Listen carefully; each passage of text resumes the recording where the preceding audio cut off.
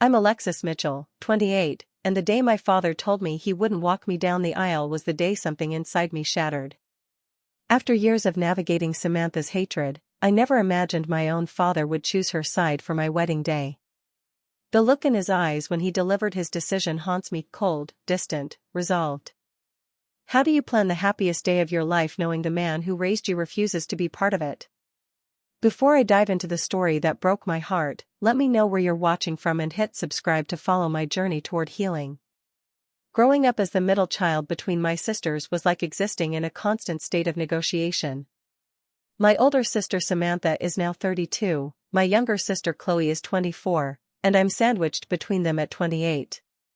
Our family dynamic was established early. My father, James Mitchell, built a successful construction business from the ground up. He worked long hours, believed in traditional values, and had clear expectations for his daughters. My mother, Laura, stayed home with us until we were all in school. She was gentle, kind, but often struggled to stand her ground when my father made decisions. From my earliest memories, Samantha was the golden child. Being firstborn gave her an advantage, but she also knew exactly how to please our father. She was studious, poised, and ambitious in all the ways that made him proud. As a child, I remember watching her recite multiplication tables at the dinner table while my father beamed. I was more creative, more emotional, and though I also did well in school, my achievements never seemed to shine as brightly in his eyes. "Alexis, why can't you be more focused like your sister?" became a familiar refrain throughout my childhood.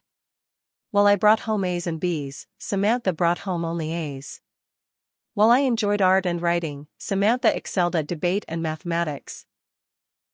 The things I loved were dismissed as hobbies, while Samantha's interests were future career skills. My younger sister Chloe was born when I was 4. She grew into a free spirit who somehow escaped the direct competition that defined my relationship with Samantha. Perhaps because she was the baby, or perhaps because by then Samantha had already claimed the role of the successful daughter, Chloe was allowed to be herself in ways I never felt I could. The first time I clearly remember Samantha's jealousy was in 5th grade. I'd written a short story that won a district-wide competition. My teacher made a big deal of it, calling my parents and arranging for me to read it at a special assembly. The night before the assembly, I found my story folder soaked with water, the pages illegible. Samantha claimed she'd accidentally spilled her drink, but the satisfied gleam in her eyes told a different story. When I tried to explain to my parents what happened, Samantha cried and said I was blaming her because I was jealous of her science fair win the previous month. "Accidents happen, Alexis," my father said firmly. "Don't try to make your sister feel worse just because you're disappointed." That pattern repeated itself throughout our childhood. When I was 13, Samantha found my diary, read it aloud to her friends, then strategically left it open on the kitchen table to pages where I'd written about my crush on a boy my father disapproved of. The week-long grounding that followed came with lectures about appropriate behavior for young ladies and the Mitchell family reputation. Our mother tried to balance the scales, often slipping into my room after these incidents with words of encouragement or small gestures, a new journal to replace the exposed diary, art supplies hidden in my closet so my father wouldn't comment on wasting money on crafts. But she never directly challenged my father's preferential treatment or Samantha's manipulations. Despite everything, I tried to maintain peace.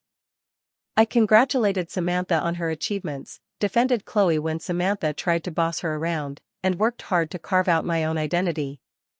I joined the school newspaper, volunteered at the local animal shelter, and maintained a close circle of supportive friends who provided the validation I rarely received at home. The summer I turned 16, our family took a vacation to Florida.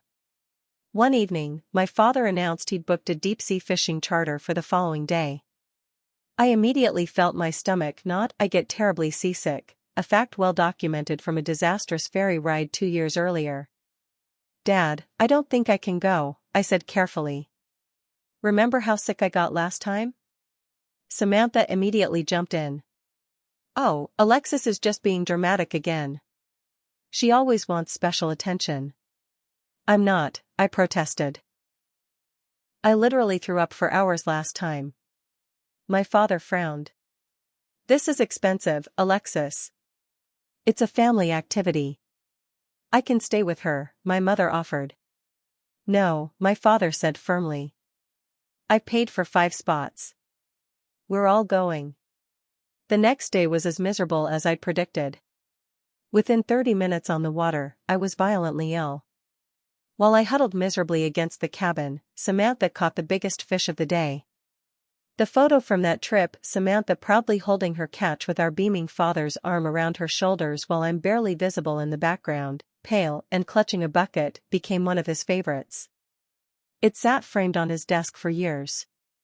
That trip crystallized so much about our family: my father's dismissal of my needs, Samantha's delight in situations that disadvantaged me, my mother's ineffectual attempts to help, and Chloe's quiet sympathy as she snuck me crackers and ginger ale while the others fished.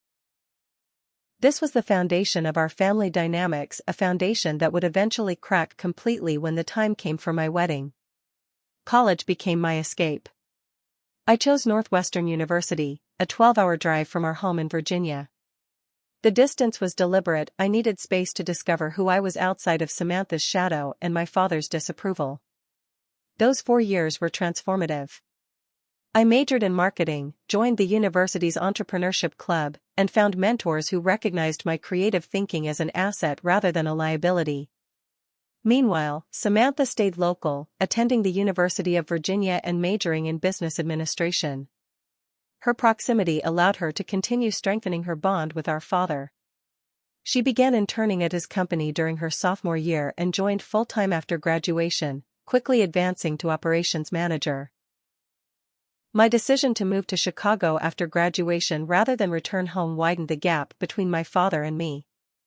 During phone calls, he'd ask perfunctory questions about my job at a digital marketing agency, but would quickly shift to enthusiastic discussions about Samantha's latest achievement at Mitchell Construction. "Your sister just landed the Henderson contract," he'd boast. "Biggest deal in company history. She's really making something of herself." Comments like these stung, especially as I was working 60-hour weeks establishing myself in a competitive industry. When I was promoted to team lead after just 18 months, my father's response was, "That's nice, Alexis. Speaking of promotions, did your mother tell you Samantha is now our director of business development?" Holidays and family gatherings became increasingly tense affairs. Samantha developed a talent for subtle digs disguised as concern or curiosity. "How's the apartment, Alexis? Still in that artsy neighborhood? I couldn't live somewhere so cramped, but I guess it suits your lifestyle. Is that agency still keeping you? I was reading about how unstable marketing jobs are these days. You know Dad would create a position for you at Mitchell if you needed something more secure." Each comment was carefully crafted to imply I was making poor choices while reinforcing her superior position in the family hierarchy. More frustratingly, my father never seemed to notice these barbs, or if he did, he interpreted my reactions as oversensitivity. "Your sister is just trying to look out for you," he'd say if I objected. "Not everyone can handle criticism the way Samantha does." My mother would squeeze my hand under the table during these exchanges, her silent way of acknowledging the unfairness without actually confronting it. Chloe, who had grown into a perceptive young woman, often tried to redirect conversations when they veered into dangerous territory, but her efforts rarely succeeded. As Samantha's influence over our father grew, his treatment of me became increasingly distant and dismissive. He began forgetting details about my life, mixing up the name of my company or my position, asking the same basic questions repeatedly as if my answers never registered. When I achieved something significant, like winning an industry award for a campaign I designed, his acknowledgement was cursory at best. "Your father is proud of you," my mother would insist during our private phone calls. "He just doesn't know how to show it." But his actions told a different story. When Samantha bought her first house at 27, he spent 3 weekends helping her renovate. When I moved to a new apartment the same year, he didn't even offer to visit. The Thanksgiving dinner 3 years ago marked a turning point. The entire extended family had gathered at my parents' home: aunts, uncles, cousins, my grandmother. I'd recently been featured in a marketing publication for an innovative campaign I'd developed for a major client. My Uncle Brian, who had always been kind to me, brought it up during dinner. "I saw that article about your work, Alexis. Really impressive stuff." Before I could respond, Samantha laughed. "Oh, Alexis always did like attention. Remember her little stories in elementary school? She's still telling them, just getting paid for it now." The table went uncomfortably quiet. I felt my cheeks burn. "It's actually a data-driven strategy that increased the client's conversion rate by 43%, I said evenly. "It's being used as a case study by several marketing programs." Samantha rolled her eyes. "So dramatic. Dad, remember when she used to put on those little plays in the living room and make everyone watch?" Rather than defend me, my father chuckled. "She always did have a flair for the theatrical." "I'm not being theatrical," I said, struggling to keep my voice steady. "I'm talking about my professional accomplishments." "Alexis," my father said in the warning tone I knew too well, "let's not make this dinner about you." I looked around the table at my mother's pained expression, my grandmother's confusion, Chloe's anger, and worst of all, Samantha's smug smile, and something inside me broke. I quietly excused myself, spent 10 minutes composing myself in the bathroom, then returned with a forced smile to finish the meal in near silence. That night, I made a decision. I couldn't cut my family off completely, but I could limit my exposure to Samantha's toxicity and my father's dismissal. I reduced my visits home from 5 or 6 times a year to major holidays only. I began declining invitations to events I knew Samantha would dominate. I established boundaries about what topics I would discuss on family calls. This new approach protected my mental health but had consequences. My father interpreted my boundaries as rejection. "Your sister makes time for family," became his frequent complaint. "Samantha understands the importance of staying connected." The irony that he was blaming me for the distance his favoritism had created wasn't lost on me. But every attempt to discuss the real issues was shut down with accusations that I was trying to create drama or always looking for problems. By the time I met Nathan, my relationship with my father was hanging by a thread, maintained primarily through my mother's gentle mediation and my own stubborn hope that something might eventually change. I met Nathan Carter at a charity auction supporting animal shelters across Chicago. He was volunteering as an event photographer, capturing candid moments throughout the evening.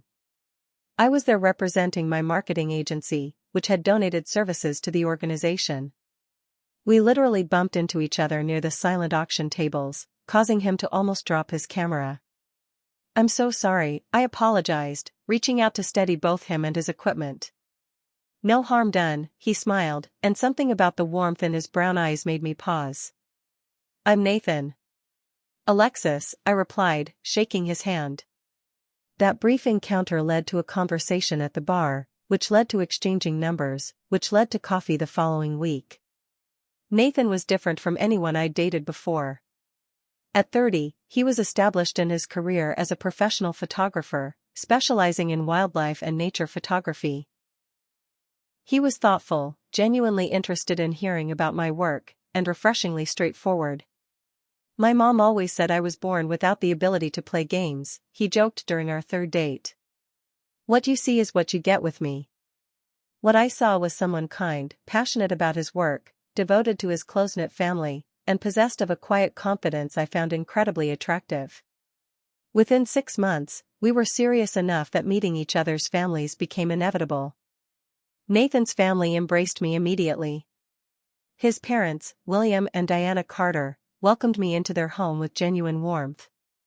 His younger sister Megan teased him mercilessly about how he'd finally found someone who could put up with his terrible jokes, then pulled me aside to tell me how happy I'd made him. It was a glimpse into what family relationships could be: supportive, loving, with good-natured ribbing that never crossed into cruelty. When it came time for Nathan to meet my family, I was anxious.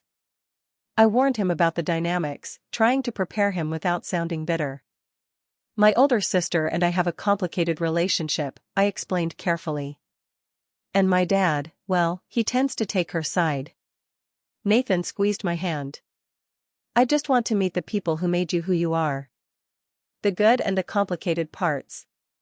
We arranged to visit during a long weekend in May. The initial meeting went better than I'd expected. My mother was clearly delighted by Nathan's polite manners and obvious affection for me. Chloe immediately engaged him in a discussion about his wildlife photography.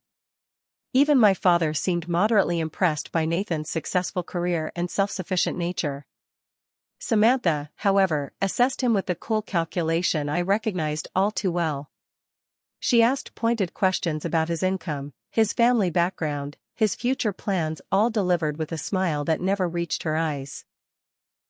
Nathan answered each question honestly but didn't take the bait when she tried to steer the conversation toward potential shortcomings in his career choice.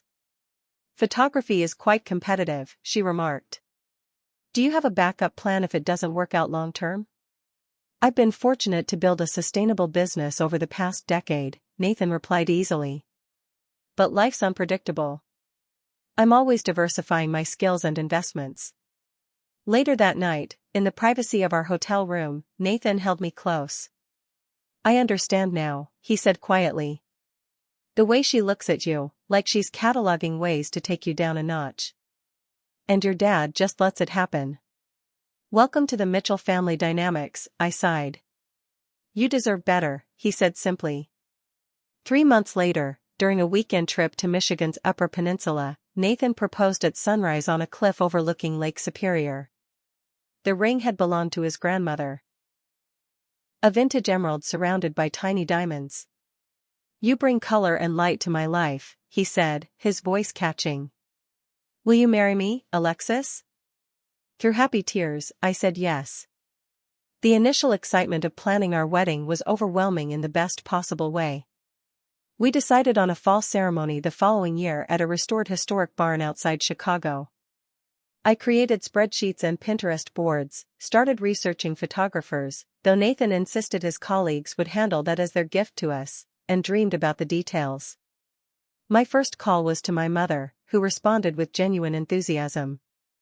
Oh, Alexis, I'm so happy for you. Nathan is wonderful. Have you thought about dates yet? Venues? Your dress? My father's reaction, when he got on the phone, was notably cooler. Congratulations, he said, his tone more appropriate for acknowledging a minor professional achievement than a life-changing moment. I suppose we'll need to discuss the financial arrangements. When I explained that Nathan and I planned to pay for most of the wedding ourselves, with his parents contributing to the rehearsal dinner, my father seemed almost disappointed to be denied the opportunity to exert control through financial support. Samantha's reaction was perhaps the most telling. Her text message read, "Congrats, little sister. Surprised he didn't want to wait until your career was more established, but I guess when you know, you know." The passive-aggressive jab was pure Samantha, but I refused to let it dampen my happiness. Nathan and I were building something beautiful together, and I was determined to focus on that rather than my family's dysfunctions. As we began sharing the news with friends and extended family, Nathan's parents invited us to dinner to celebrate. Diana Carter hugged me tightly when we arrived. We're so thrilled to officially welcome you to the family, Alexis, she said warmly. We've been hoping Nathan would find someone special, and you're everything we could have wished for. William, Nathan's father, raised his glass in a toast. To Nathan and Alexis, may your life together be filled with adventure, growth, and unwavering support for each other's dreams. The contrast between their wholehearted acceptance and my father's lukewarm response couldn't have been starker. Still, I held on to hope that planning the wedding might provide an opportunity to heal some of the rifts in my family. Perhaps seeing me truly happy would help my father recognize me as an adult worthy of his respect. Perhaps Samantha would set aside her competitive nature for this important milestone. I should have known better. The first wedding planning meeting with my family should have been a warning sign. My mother, Chloe, and I gathered around the dining room table with cake samples, venue brochures, and color swatches. My father sat slightly apart, checking his phone periodically.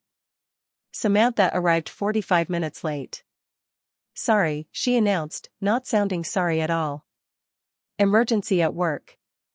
You know how it is when you're in a leadership position. She glanced at the materials spread across the table. Interesting choices. Very, you, Alexis. I chose to ignore the implied criticism. Thanks for coming. We're just going through some initial ideas. We had barely reviewed the potential venues when Samantha's phone chimed. She checked it, then broke into a wide smile. Well, she said, looking directly at our father. I wasn't going to share this yet, but since we're all here. Tyler proposed last night. My father immediately stood to embrace her. That's wonderful news, sweetheart. Tyler's a fine young man. The timing was so transparent it was almost comical. Samantha had been dating Tyler Reynolds for just over a year. He worked at my father's company as a project manager, a position Samantha had helped him secure. While he seemed nice enough during the few times we'd met, there had been no previous indication they were discussing marriage. We're thinking about a June wedding, Samantha continued. At the Lakeside Gardens, ideally. My stomach dropped. Lakeside Gardens was one of the venues at the top of my list, a beautiful location with a 6-month waiting list that I'd been planning to visit the following weekend. June, my mother asked carefully. That's only 8 months away. And isn't that before Alexis and Nathan's wedding in October? Samantha shrugged. When you know it's right, why wait? Besides, Tyler's grandmother isn't in the best health, and we want her to be there. It was a masterful move. She'd effectively commandeered the planning session, chosen my preferred venue, scheduled her wedding before mine, and framed it all as a compassionate decision for an elderly relative. Any objection I might raise would seem petty and selfish. My father beamed at her. We'll make it perfect, princess. Whatever you need. The rest of the meeting was a blur as Samantha outlined her vision for a lavish celebration that would undoubtedly cost far more than the modest contribution my father had reluctantly discussed for my wedding. That night, I called Chloe in tears. She's unbelievable, Chloe fumed. She couldn't stand that you were getting attention for once. I don't understand why Dad can't see through her, I said, my voice breaking. Because he doesn't want to, Chloe replied simply. It would mean admitting he's been unfair to you for years. The following weeks brought more of Samantha's strategic sabotage. She booked an appointment at the bridal salon where I'd planned to shop, then texted me photos of herself trying on gowns remarkably similar to the styles I'd saved on my Pinterest board. She conveniently scheduled her engagement party the same weekend as our planned venue tours, forcing family members to choose which event to attend. Most hurtful were the rumors she began spreading among extended family. My cousin Jessica called me, concerned. Samantha mentioned you're having second thoughts about Nathan, she said hesitantly. She said you told her he's been controlling about the wedding plans. I just wanted to check if you're okay. I was stunned. That's completely false. Nathan has been nothing but supportive. I thought it sounded off, Jessica admitted. But Samantha seemed so worried about you. Similar conversations with other relatives revealed Samantha had been systematically planting seeds of doubt about my relationship, my wedding plans, and even my mental stability. She told Aunt Linda you're overwhelmed and having panic attacks, Chloe reported after a family dinner I'd missed due to work commitments. She suggested maybe you're not ready for marriage if planning a wedding is triggering your anxiety issues. When I confronted Samantha directly, she responded with wide-eyed innocence. I'm just concerned about you, Alexis. You've always been so emotional. I'd hate to see you rush into something if you're not absolutely certain. I tried speaking with my father privately, hoping he might finally see through her manipulations, but Samantha always seemed to interrupt these attempts or preemptively poison the well. After one such thwarted conversation, my father pulled me aside. Samantha tells me you've been making snarky comments about her wedding, he said, his expression stern. That's beneath you, Alexis. Your sister is trying to include you in her special day, and you're being resentful. Dad, that's not true. I've been nothing but supportive of her wedding. Don't lie to me, he snapped. Samantha has no reason to make this up. The situation came to a head at a bridal shop. I'd scheduled an appointment to try on dresses with my mother and Chloe. As we were being shown to a fitting room, I heard a familiar laugh. Turning, I saw Samantha emerging from another room in a wedding gown, my father watching proudly as she twirled before a mirror. She spotted me and smiled. "Alexis. What a coincidence. Dad and I were just in the neighborhood and thought we'd pop in for a quick look. Isn't this dress stunning?" The boutique owner looked uncomfortable. "Ms. Mitchell, I didn't realize. You said your sister was shopping at a different location today." The truth clicked into place. Samantha had deliberately booked at the same salon, at the same time, after telling the staff I would be elsewhere. She'd brought our father to ensure he wouldn't be available to join my appointment, something I'd specifically asked him to do weeks earlier. "You knew I was coming here today," I said quietly. "Did I?" Samantha's expression was all innocent confusion. "I must have mixed up the dates." "Stop it," I said, my voice shaking. "Just stop. For once in your life, can you just let me have something without trying to ruin it?" "Alexis," my father barked. "Apologize to your sister immediately." The unfairness of it being asked to apologize to Samantha for her deliberate sabotage broke something in me. "No," I said firmly. "I won't apologize for calling out her behavior. She knew exactly what she was doing." Samantha's eyes filled with tears. "I was just trying to share this experience with you. I thought it would be nice if we were both here, trying on dresses together." My father put his arm around her shoulders. "It's okay, sweetheart. Some people just can't stand to see others happy." "That's rich coming from you, Dad," Chloe interjected, her voice tight with anger. "You've never even tried to see how Samantha treats Alexis." "Stay out of this, Chloe," my father warned. "No," Chloe stood her ground. "I've stayed quiet for years watching this happen. Samantha deliberately booked this appointment to upset Alexis.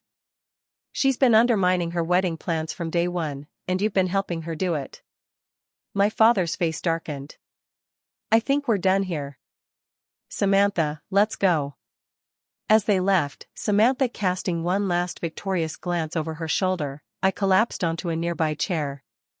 The excitement of finding my wedding dress had been completely overshadowed by the familiar family drama.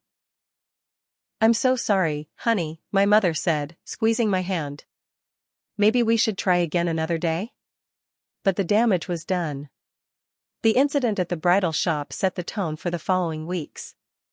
I lost sleep, developed anxiety about every wedding decision, and found myself constantly bracing for Samantha's next move. Nathan noticed the toll it was taking. "We could elope," he suggested one night as I lay awake beside him. "Just us, somewhere beautiful. No drama, no family politics." The offer was tempting, but something in me resisted.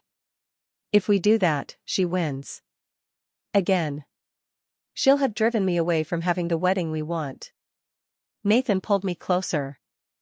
"This isn't about winning or losing, Lex. It's about starting our marriage in a way that feels right for us." He was right, of course. But years of Samantha's psychological warfare had conditioned me to see surrender as defeat. I was determined to have the wedding we'd planned, with or without my family's proper support. What I didn't anticipate was just how far Samantha would go to ensure she remained the center of attention, or the impossible choice she would force my father to make. 6 weeks before our wedding, my mother organized a family dinner at my parents' home. "Just immediate family," she assured me on the phone. A chance to smooth things over before the big day. I was skeptical but agreed to attend with Nathan. We'd spent the afternoon finalizing details with our florist and were feeling optimistic about how the wedding was coming together despite the ongoing family tension. When we arrived, I was surprised to see Tyler there with Samantha. Their wedding had taken place the previous month, an elaborate affair where my father had spared no expense. I'd attended with Nathan, maintained a polite smile throughout the ceremony and reception, and even offered a genuinely warm congratulations to the couple. Samantha had seemed almost disappointed by my refusal to show any negative reaction to her special day. Dinner began pleasantly enough. My mother had prepared my favorite meal, and conversation initially centered on neutral topics. Chloe's graduate program, Nathan's recent photography exhibition, a renovation project at my parents' house. As dessert was served, Samantha set down her fork with a dramatic sigh. Well, since everyone's here, Tyler and I have some news. She looked around the table, pausing for effect. We're pregnant. Due in February. My father's face transformed with joy. A grandchild. That's wonderful news. My mother gasped. Oh my goodness. How far along are you? About 8 weeks, Samantha replied, beaming. We wanted to wait until we were past the most critical period to tell everyone. The timing, once again, was suspiciously convenient, an announcement guaranteed to shift attention away from my upcoming wedding. But I refused to take the bait. Congratulations, I said sincerely. That's exciting news for both of you. Samantha looked momentarily thrown by my positive response but quickly recovered. We're thrilled. It's perfect timing, really. I'll be showing just enough to look cute in photos at your wedding, but not so much that it's uncomfortable. Speaking of the wedding, my mother interjected, clearly trying to include me in the conversation. How are the final preparations coming along? Great, I replied. We confirmed the flowers today, and the caterer is all set. Nathan's parents have been amazing with helping coordinate the rehearsal dinner. William and Diana have been incredibly supportive, Nathan added. That's nice, my father said dismissively before turning back to Samantha. Have you thought about names yet? Family names, perhaps? As dinner progressed, the conversation remained firmly centered on Samantha's pregnancy. Any attempt to discuss wedding details was quickly redirected. I caught Nathan's eye across the table, and he gave me a small, supportive smile. After dessert, as my mother and Chloe cleared plates, Samantha suddenly turned to me. Alexis, there's something I need to talk to you about. Regarding your wedding. The serious tone of her voice immediately put me on alert. What about it? Samantha glanced at my father, who nodded slightly, then back to me. I don't think I can be there. What? I stared at her in disbelief. Why not? It's just. Samantha's eyes welled with tears. Being pregnant makes everything so emotional, and there's been so much tension between us. I don't think it's healthy for me or the baby to be in such a stressful situation. My mother, returning from the kitchen, froze. Samantha, what are you saying? I've tried so hard to repair things with Alexis, Samantha continued, her voice trembling. But she's made it clear she doesn't want me involved in her special day. The way she's treated me throughout the wedding planning has been really hurtful. I couldn't believe what I was hearing. That's completely backwards. You've been undermining my wedding from the moment Nathan and I got engaged. See? Samantha turned to my father. This is exactly what I'm talking about. She twists everything to make me the villain. Alexis, my father said sharply, your sister is pregnant. She's trying to protect herself and her baby from stress that could be harmful. This is ridiculous, I said, struggling to keep my voice steady. Samantha has deliberately sabotaged every aspect of my wedding planning. She booked my venue, spread rumors about my relationship, and now she's using her pregnancy as an excuse to create more drama. How dare you? My father's face flushed with anger. Accusing your sister of using her pregnancy? That's a new low, even for you. Dad, Chloe interjected, you know that's not what Alexis meant. Samantha has a pattern of. Stay out of this, Chloe, he snapped. No, she doesn't have to stay out of it, I said, finally reaching my breaking point. This affects all of us. Samantha has been manipulating this family for years, and you've enabled it every step of the way. Samantha let out a sob. I can't do this. I thought I could find a way to be supportive, but the stress isn't good for the baby. I'm sorry, but I can't attend the wedding. My father stood up, his expression cold and resolute.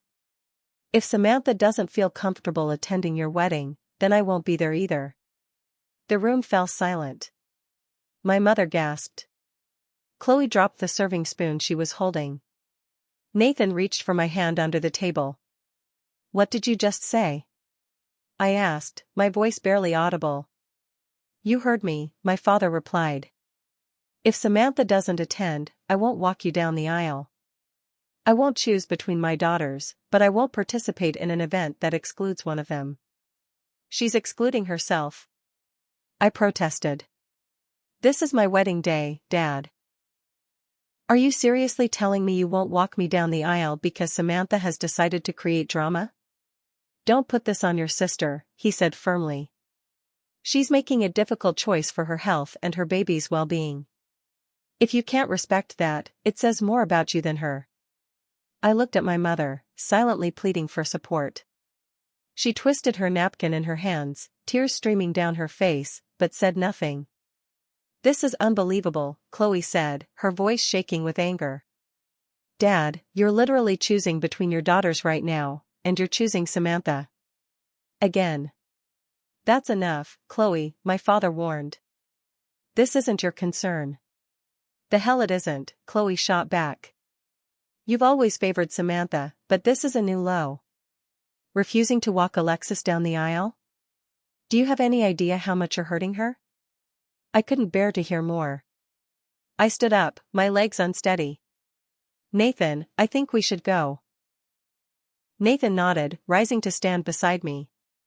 Mr. Mitchell, he said, his voice controlled but firm, I've respected you as Alexis's father since the day we met. But what you're doing right now is cruel and unfair. Alexis deserves better. My father's expression hardened. You don't get to come into our family and judge how we handle things, young man. When it affects the woman I love, I do, Nathan replied simply. I left the dinner in tears, barely able to see as Nathan drove us back to our hotel. Once inside our room, I collapsed onto the bed, sobs racking my body. Nathan held me, not offering empty reassurances, just providing the steady comfort of his presence. I can't believe he would do this, I said when I could finally speak. My own father. I'm so sorry, Lex, Nathan murmured. You don't deserve any of this. We stayed up late into the night, discussing options. Could we postpone the wedding? Change the venue? Convince my father to reconsider? Whatever you want to do, I'm with you, Nathan assured me. This is our wedding, not theirs. The next morning, I made one last desperate attempt to reach my father. I called early, knowing he would be alone in his home office before heading to work. Dad, I said when he answered, please reconsider. This is my wedding day. I've dreamed of you walking me down the aisle since I was a little girl. There was a long pause. When he finally spoke, his voice was cold and distant. I've made my decision, Alexis. If you want me there, you need to make things right with your sister. Make things right? Dad, I haven't done anything wrong. Samantha is manipulating you, just like she always has. I won't listen to you badmouth your sister, especially now that she's expecting. So that's it? I asked, my voice breaking. After everything, you're choosing her over me. Again. I've made my position clear, he said. I've nothing more to say on the subject. The call ended, and with it, my last hope that my father would fulfill the role I'd always imagined for him on my wedding day. The realization was both devastating and strangely freeing. For the first time, I saw with perfect clarity that nothing I could ever do would be enough to earn my father's unconditional love and support. Hours later, my phone buzzed with a text from Samantha. I hear Dad told you his decision. I'm sorry it came to this, but you left us no choice. Hope you can still enjoy your special day. The transparent insincerity of her message, the smug satisfaction barely concealed behind fake sympathy, confirmed what I already knew. This had been her plan all along, the ultimate sabotage, ensuring that even if my wedding proceeded, it would be shadowed by her absence and, more importantly, my father's. The week after my father's ultimatum, I experienced what I can only describe as an emotional breakdown. I called in sick to work for 3 days, barely ate, and spend hours crying or staring blankly at the ceiling. Nathan stayed by my side, bringing me tea, ordering food I mostly didn't touch, and assuring me we would figure this out together. "We can postpone if you need more time," he offered gently. "Or change our plans completely." "Whatever you need, Alexis." My phone filled with concerned messages from Chloe, my mother, and friends who'd heard something was wrong. Conspicuously absent was any communication from my father, though my mother assured me he was processing things in his own way. On the fourth day, something shifted inside me. I woke up feeling different, not healed, but resolute. This wedding represented the beginning of my life with Nathan, a man who loved and supported me unconditionally. I refused to let Samantha's manipulation or my father's weakness taint that. "I don't want to postpone," I told Nathan over breakfast. "This is our day, and we're going to have it exactly as we planned." Nathan smiled, squeezing my hand. "That's my girl." The support system that rallied around me in the following weeks was overwhelming. Chloe became fiercely protective, handling communications with our parents and shielding me from further drama. Nathan's parents, William and Diana, offered both emotional and practical support. "Family isn't just about blood," Diana told me during a wedding planning session at their home. "It's about who shows up for you, who stands by you when things get tough." My closest friends formed a protective circle, taking over tasks that felt too overwhelming and making sure I was eating and sleeping properly. My colleague Jessica, who had lost her own father years earlier, shared her experience of having her uncle walk her down the aisle. "It was different than what I'd imagined," she admitted. "But it was still beautiful and meaningful." Her words stayed with me as I considered my options. The traditional father-daughter walk had been so central to my wedding vision that reimagining it felt like another loss. But as the days passed, I began to see possibilities rather than just absence. 2 weeks after my father's ultimatum, Nathan's father, William, invited me to lunch. Over sandwiches at a quiet cafe, he cleared his throat awkwardly. "Alexis, I want you to know that Nathan's mother and I think of you as a daughter already," he began. "And while I would never presume to replace your father, I wanted to offer, that is, if you'd like. I would be honored to walk you down the aisle." His kindness brought fresh tears to my eyes. "William, that means so much to me." "You don't have to decide now," he added quickly. "It's just an option. Whatever you choose, we support you completely." That evening, my mother called. Her voice was hesitant, apologetic. "I want you to know I'll be at the wedding, Alexis. No matter what your father decides." "Thank you, Mom," I said, genuinely relieved. I'd been worried she would feel obligated to side with my father. "I'm sorry I didn't speak up at dinner," she continued, her voice breaking. "I should have said something." "It's okay, Mom. I know it's complicated." "No, it's not okay. I've let this dynamic continue for too long. I love your father, but he's wrong about this. And Samantha." She paused. "Well, Samantha has always known how to get what she wants." Her acknowledgement, however belated, helped heal something in me. We talked for nearly an hour, more honestly than we had in years. A few days later, I made one final attempt to reach my father.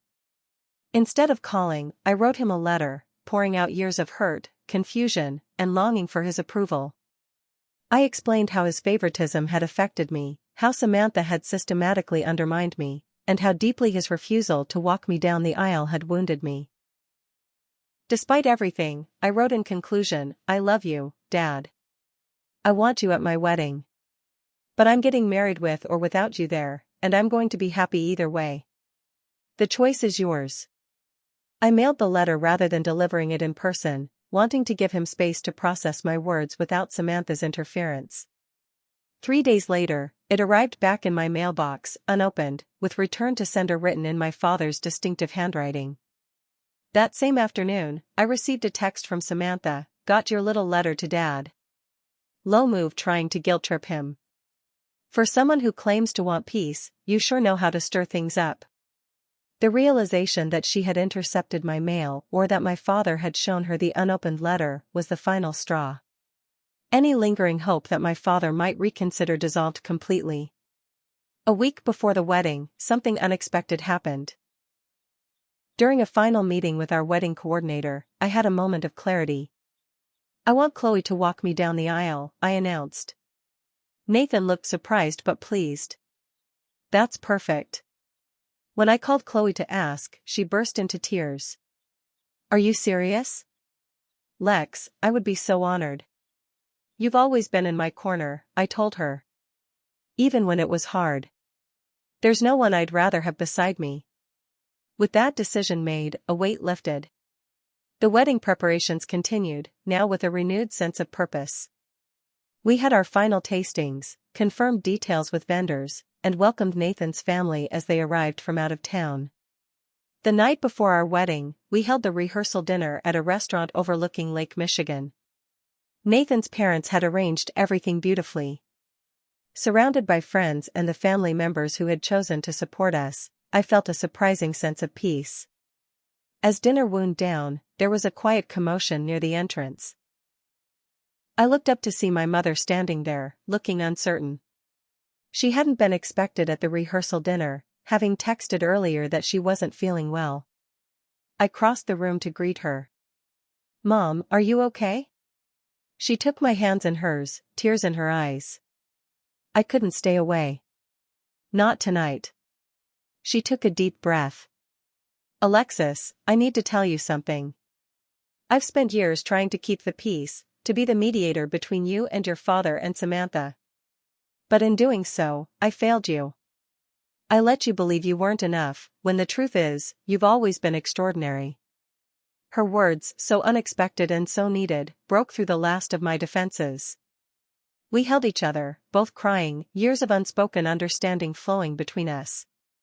"Tomorrow is your day," she whispered. "And I am so proud of the woman you've become." As I fell asleep that night beside Nathan in our separate hotel rooms, his insistence on tradition had made me smile. I felt ready. Ready to let go of the pain, ready to celebrate our love, ready to begin this new chapter, whatever it might hold. The morning of my wedding day dawned clear and crisp, with that perfect fall crispness in the air that makes everything feel more vivid. I woke early, watching the sunrise paint the Chicago skyline in gold and pink from my hotel room window. Despite everything that had happened, a sense of peace settled over me. Today was about Nathan and me, about the life we were choosing to build together. My bridesmaids arrived with coffee and pastries, filling the suite with chatter and laughter. My mother appeared soon after, carrying a small blue box. "Something borrowed," she said softly, opening it to reveal her mother's pearl earrings. "Grandma would have wanted you to wear these today."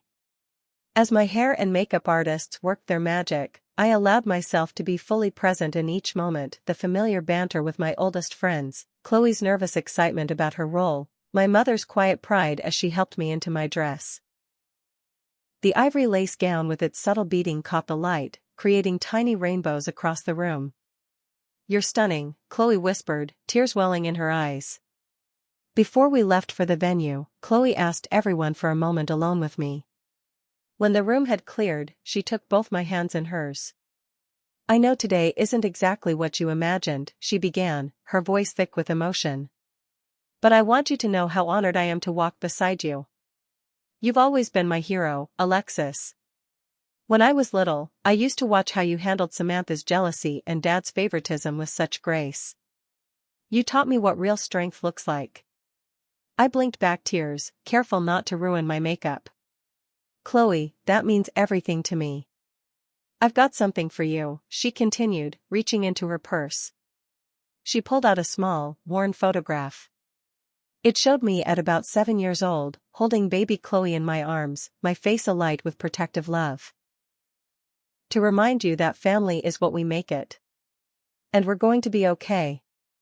The ceremony venue, a restored historic barn transformed with fairy lights and autumn flowers, took my breath away. As I waited in the small side room used as a bridal suite, I could hear guests arriving, the string quartet playing softly, the gentle hum of anticipation. Nathan had sent a note with my bouquet of ivory roses and burgundy dahlias. Can't wait to see you walk toward me. All my love, always. When it was time, Chloe took her place beside me. She looked beautiful in her deep burgundy bridesmaid dress, her face a mixture of pride and nervousness. Ready? She asked, offering her arm. I took a deep breath. Ready. The doors opened, and the music swelled. As we took our first steps down the aisle, I felt a momentary pang seeing the empty seat where my father should have been. But then my eyes found Nathan, standing tall and handsome at the altar, looking at me with such love that everything else faded away. Halfway down the aisle, I noticed my mother wasn't alone in the front row. My father sat beside her, his expression unreadable. He had come after all, though clearly not in time to walk me down the aisle. Our eyes met briefly before I looked away, unwilling to let confusion cloud this perfect moment. Chloe squeezed my arm supportively as we reached the end of the aisle. Who gives this woman to be married? The officiant asked, following the traditional script we'd decided to keep. She gives herself, with the blessing of those who love her, Chloe responded clearly, the words we had carefully chosen together. The ceremony passed in a blur of emotion. Nathan's vows, written in his own hand, spoke of partnership, growth, and unwavering support. Mine promised honesty, patience, and the courage to build something beautiful together. When we exchanged rings, his hands were steady around mine, a perfect metaphor for the stability he'd brought to my life. I now pronounce you husband and wife, the officiant announced, her voice warm. You may kiss the bride. Nathan's kiss was gentle but firm, a promise sealed. As we turned to face our guests as Mr. and Mrs. Carter, the applause washed over us like a wave of love and support. The reception was everything we'd hoped for, intimate, joyful, a true celebration. We danced, ate cake, laughed with friends, and basked in the glow of beginning our married life. William's toast brought tears to every eye, his words capturing the essence of what marriage should be, a partnership of equals, built on respect and unwavering support. As the evening progressed, I noticed my father standing alone near the bar. Making a decision, I excused myself from a conversation and approached him. You came, I said simply. He nodded, looking uncomfortable in his formal suit. Your mother insisted. I'm glad, I replied, meaning it despite everything. It was a beautiful ceremony, he offered stiffly. An awkward silence stretched between us. Finally, he cleared his throat. Alexis, I'm sorry I wasn't there to walk you down the aisle. It wasn't the full apology I deserved, but I recognized it as the most he could offer in that moment. Thank you for coming, Dad. Samantha doesn't know I'm here, he admitted, and I caught a glimpse of the conflict within him, torn between his daughters, trapped in the dynamic he'd helped create. That's between you and her, I said gently but firmly. Today is about Nathan and me. He nodded, seeming relieved that I wasn't going to press the issue further. We stood together for another moment, the weight of years of complicated history between us, before I excused myself to rejoin my new husband. Later, watching Nathan twirl my mother around the dance floor, I realized something important.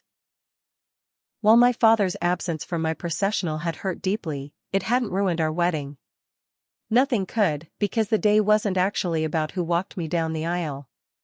It was about Nathan and me choosing each other, surrounded by people who genuinely celebrated that choice. Our 2-week honeymoon in New Zealand provided much-needed distance and perspective. Hiking through breathtaking landscapes, trying local wines, and spending evenings wrapped in each other's arms, I found myself thinking less and less about family drama and more about the future we were building. Upon returning home, I made 2 important decisions. First, I found a therapist who specialized in family dynamics. Second, I established clear boundaries with my family, limiting contact with Samantha to large family gatherings only, keeping conversations with my father cordial but not deeply personal, and nurturing my relationships with my mother and Chloe independently. You're not cutting them off, my therapist explained during an early session. You're creating healthy distance that allows you to engage on your terms. The months that followed brought unexpected developments. My mother, perhaps inspired by my stand, began asserting herself more in family matters.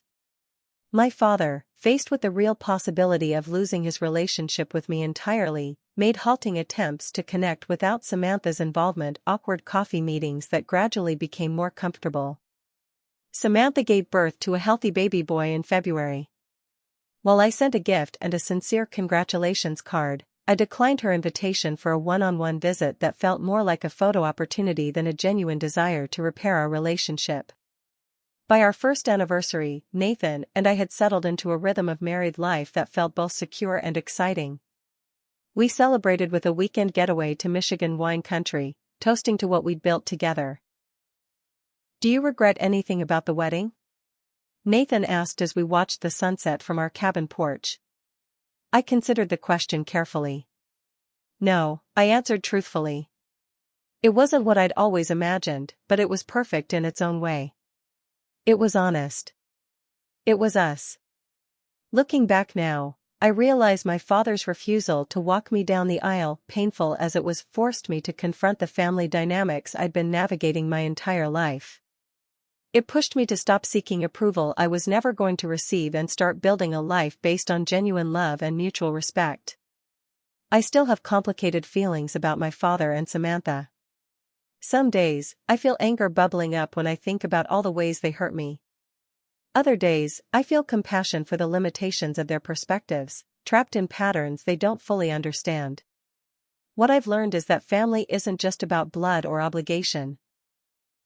It's about who shows up for you, who celebrates your joy without needing to diminish it, who loves you without conditions or competitions. Sometimes those people are the ones you're born to, sometimes they're the ones you find along the way. The path to healing isn't linear. There are still family gatherings that leave me drained, comments that sting, moments when old wounds feel fresh again. But there's also growth, boundaries that get stronger with practice, and the family Nathan and I are creating together, one built on honesty, respect, and unconditional support. If you're struggling with family dynamics that seem impossible to change, know that you're not alone. Your worth isn't determined by someone else's ability to see it. Sometimes the bravest thing you can do is to walk your own path, even if it means walking it without the people you always thought would be beside you. The journey might look different than you imagined, but it can still lead somewhere beautiful. Thank you for listening to my story. If it resonated with you, please give this video a thumbs up and subscribe to my channel for more stories about family, healing, and finding your way. Have you ever had to set boundaries with family members? How did you handle it? Share your experiences in the comments below. Your story might be exactly what someone else needs to hear today. Remember, we're all walking this path together, one step at a time.